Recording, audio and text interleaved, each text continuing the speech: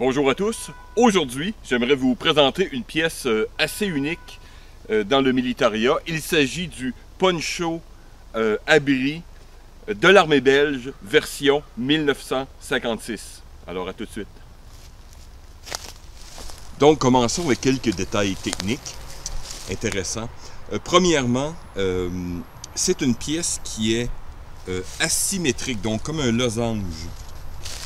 Si on va sur le côté, on voit que la pointe est décalée par rapport à son centre.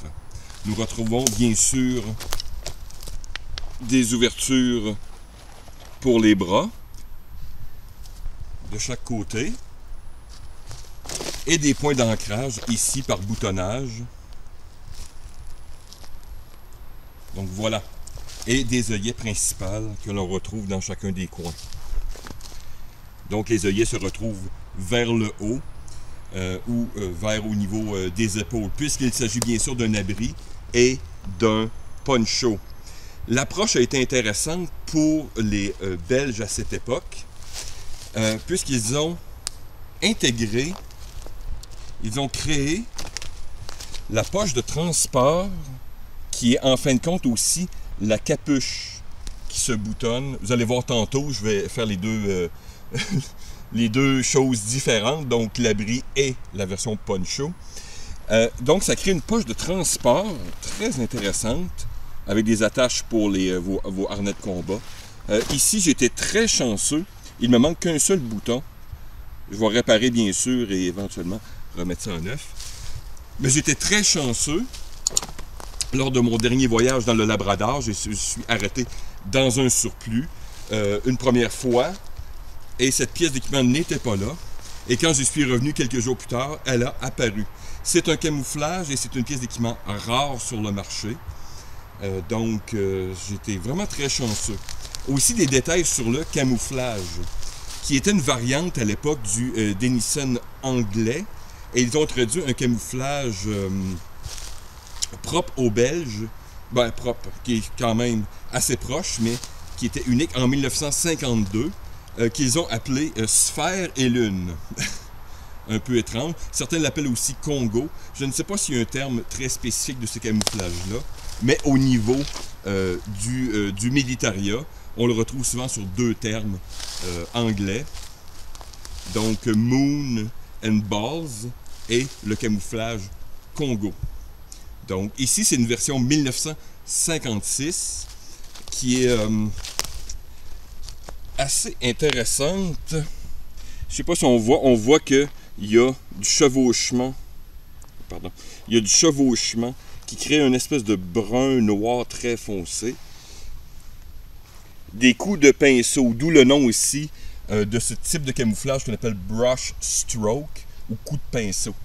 Et aussi, on retrouve comme ici, des dents de scie à quelques endroits. Donc, motif simple, primitif, mais incroyablement efficace.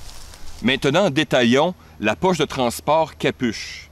Donc, qui est retenue généralement par deux boutons que vous voyez ici. Un qui est manquant, désolé, mais c'est une pièce qui date de plus de 60 ans. Donc, on fait simplement ouvrir et vous voyez comme cet élargissement. À l'intérieur, c'est là qu'on va insérer, bien sûr, sa pièce de demi-abri. Je vais y revenir. Mais pour l'instant, concentrons-nous sur cette pièce intéressante. Donc, à l'avant, vous avez deux boutons donc, qui ferment, donc qui créent, évidemment, une poche sécuritaire. Et quand vous déboutonnez tout simplement,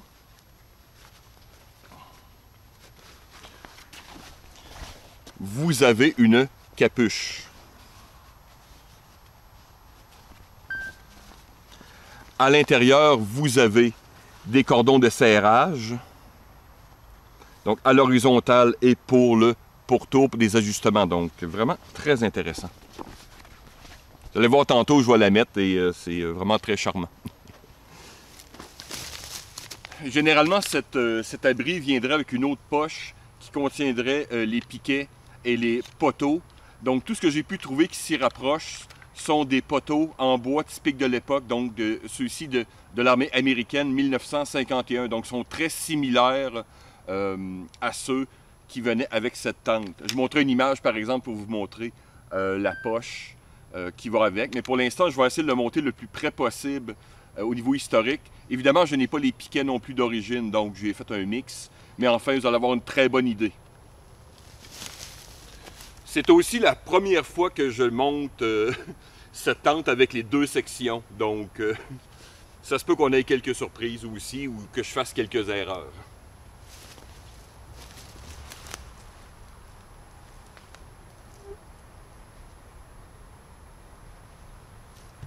Donc, je montrerai en plus en détail, mais comme il y a, c'est une attache par boutonnage, donc on a une fente, une boutonnière d'un côté et un bouton de l'autre. Donc, les deux se chevauchent et s'attachent en même temps. Donc, ça fait quand même une structure sur le dessus très solide.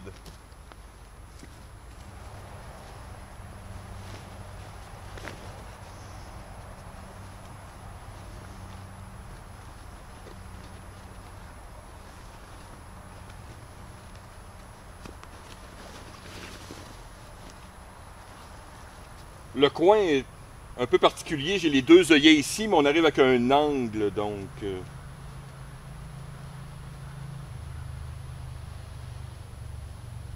Juste, ça fait un peu spécial, c'est plus difficile pour attacher. Donc voilà, c'est les portes, donc on va procéder de la même manière de ce côté-ci et de l'autre côté.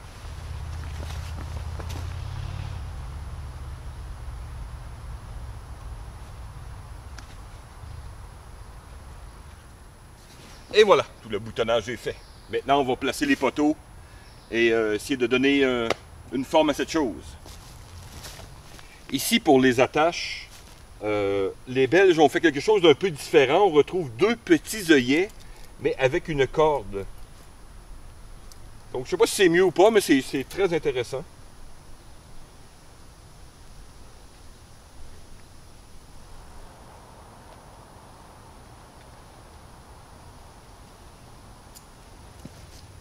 Oh, je viens de remarquer qu'il me manque une corde ici. Eh bien oui. Je ne sais pas si on voit. Il me manque une corde pour attacher, donc je vais improviser tout simplement. On corrigera cette chose-là une autre fois.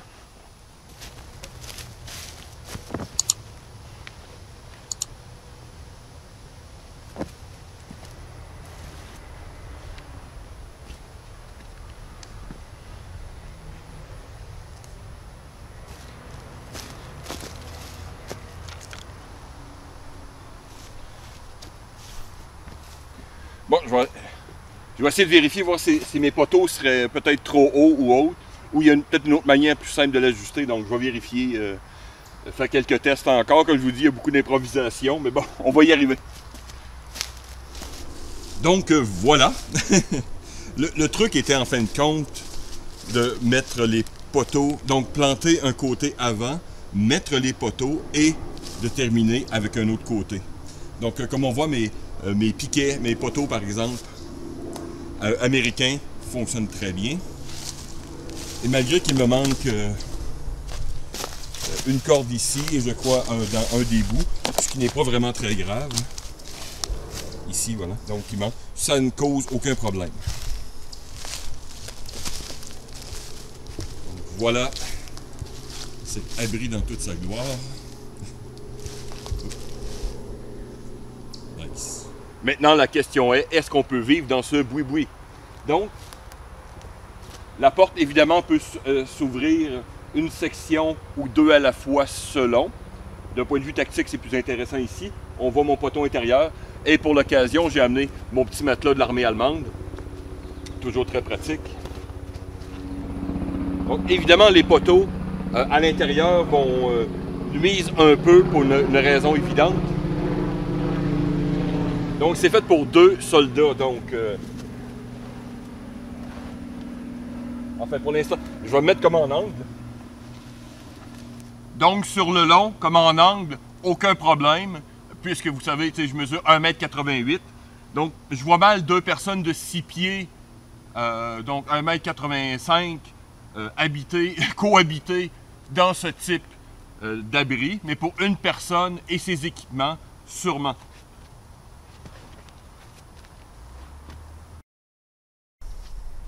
Donc essayons de voir. Je n'ai pas amené ma lumière, mais ça va vous donner une idée. Bien sûr, les poteaux sont la configuration standard, mais il n'y aurait aucun problème à suspendre, bien sûr, la chose avec de la paracorde ou des bungees pour évidemment enlever l'option des poteaux à l'intérieur. Aussi, une chose qui est intéressante, et c'est ce que je vais faire ensuite, c'est que on a bien sûr le camouflage d'un côté, mais je trouve que la couleur un peu kaki extérieure permettrait d'avoir une tente réversible. Donc, qu'est-ce que je vais faire? C'est que je vais retourner la tente pour mettre son côté kaki vers l'extérieur. On va voir qu'est-ce que ça va donner. Bien, voilà! Regardez-moi si c'est pas magnifique. Donc la tente est vraiment techniquement réversible. Puisque les boutons se chevauchent gauche-droite au bas. Donc ça cause aucun problème si vous le mettez d'un côté comme de l'autre.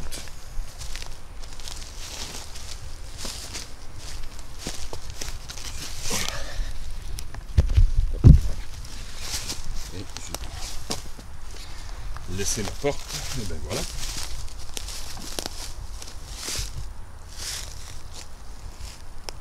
Donc une tente réversible.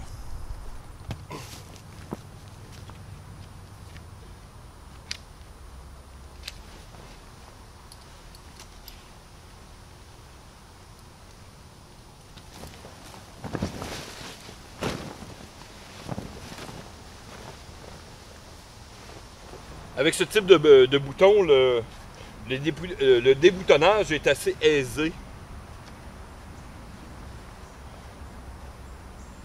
Puisqu'il fonctionne largement par tension due à sa forme. Donc quand on met une pression, ça reste vraiment en place. Sinon, quand c'est relativement lâche,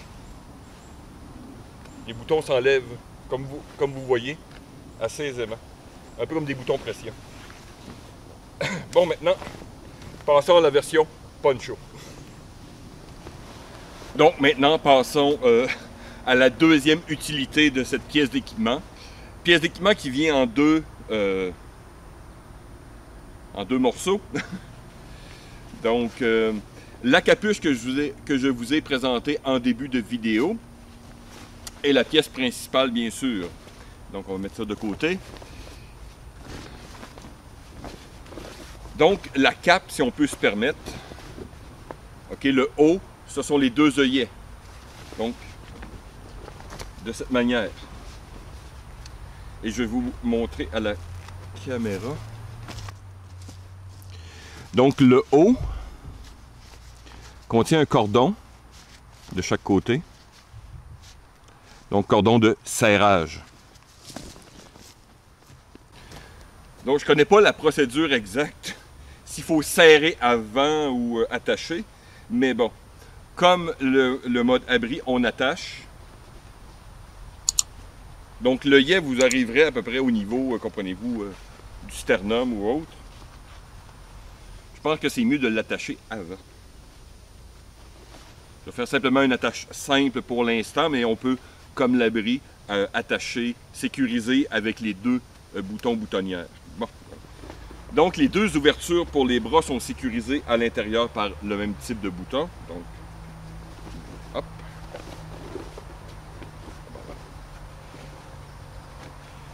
Donc, la cape, pour l'instant, n'est pas serrée. Donc, on prend les cordons de serrage, je suppose.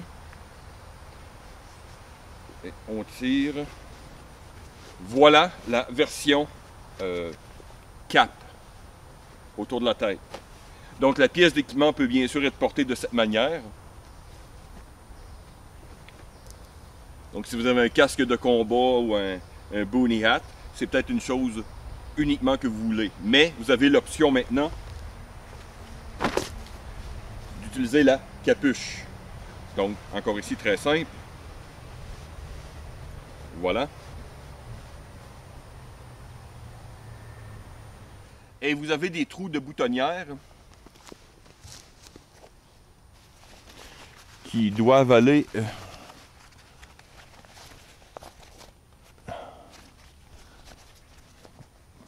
de ce...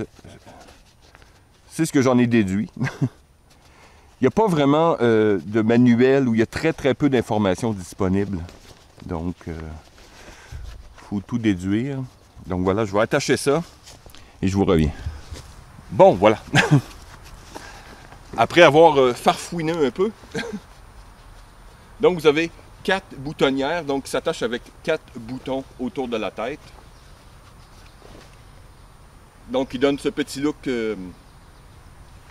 médiéval.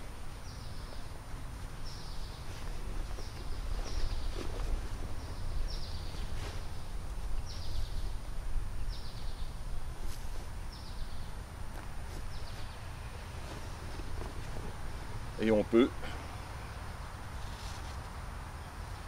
sécuriser ici à 2 niveaux, comme j'avais expliqué en début de vidéo.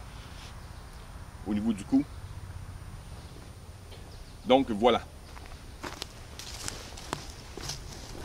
Donc je ne me suis pas endimanché pour rien en cette journée très chaude du mois d'août. Donc je vais marcher un petit peu dans le bois pour vous montrer peut-être un peu l'efficacité de ce camouflage qui, j'ai vu dans d'autres vidéos, considère comme encore très efficace. Donc mettons-nous en mode médiéval et marchons.